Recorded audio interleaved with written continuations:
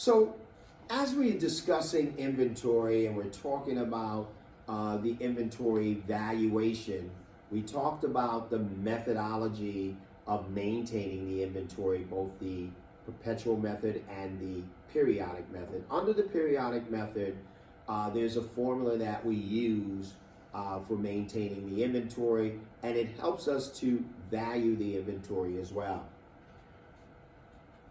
Under this periodic method, we have beginning inventory and we have purchases. As you know, we start out with our beginning inventory, which really represents the ending inventory from the prior period. I've given you this example multiple times. If on December 31st I have $1 in my bank account, guess how much I have on January 1st? That same dollar. So the ending inventory for one period is the beginning inventory for the next. So now we have our beginning inventory plus our purchases, which actually increases cost of sale, but it's called goods available for sale. Beginning inventory plus purchases is goods available for sale. So the question is, what is goods available for sale? Goods available for sale represents what you have available to sell. Very simple. If I start out and I say I have one watch, and I went out and I purchased 10 watches, how many watches do I have available to sell? 11 watches. Started out with one watch, bought 10 more watches, I have 11 watches available to sell. Goods available for sale is a very simple position. It represents your beginning inventory and your purchases of inventory. Represents goods available for sale.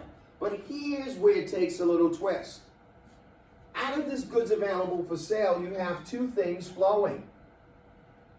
Out of this goods available for sale, you have your cost of goods sold and you have your ending inventory. What do you mean? What do you mean? Here's what I mean. I had 11 watches available for sale. Let's say I sold 5 of them. I started out with one watch. I purchased 10 more. I have 11 watches available to sell. I sold 5 watches. How many watches do I have left? 6 watches. Look at it. I started out with one. I purchased 10. I now have 11. I sold 5.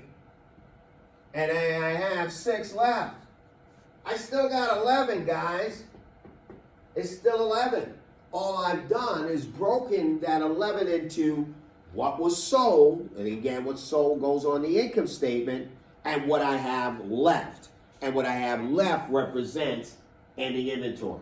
So not only does goods available for sale equal beginning inventory plus the purchases of inventory, goods available for sale also equals my cost of goods sold and my ending inventory. I'll say that one more time.